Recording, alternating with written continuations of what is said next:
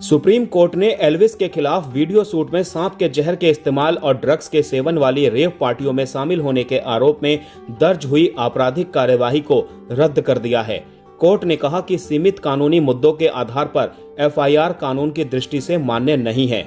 NDPS से जुड़े मामले में कोर्ट ने सीनियर एडवोकेट मुक्ता गुप्ता की इस दलील को रिकॉर्ड किया कि एक सह आरोपी से बरामद किया गया कथित साइकोट्रोपिक पदार्थ यानी सांप के जहर का एंटीडोट एनडीपीएस एक्ट की अनुसूची के दायरे में नहीं आता है।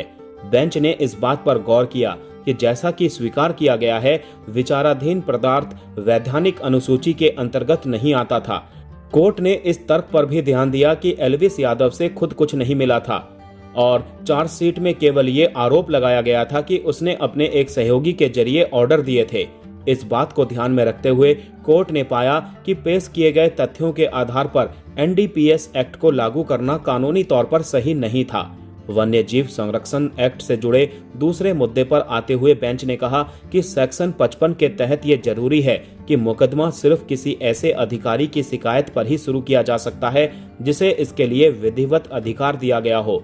जिस शिकायत के आधार पर ये एफआईआर दर्ज की गई थी वो गौरव गुप्ता नाम के एक व्यक्ति ने दायर की थी, जो पीपल फॉर एनिमल्स पीएफए नाम के एक पशु कल्याण संगठन से जुड़ा हुआ है।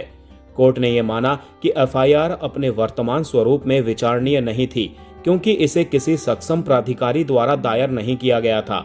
न्यायालय ने शिकायतकर्ता की सद्भावना पर भी संदेह व्यक्त किया।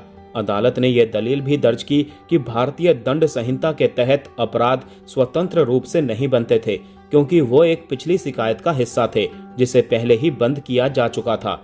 इस निष्कर्ष पर पहुंचते हुए कि इन कानूनी आधारों पर एफआईआर जांच में खरी नहीं उतर सकती, बेंच ने कार्यवाही को रद्द करने का आदेश दिया।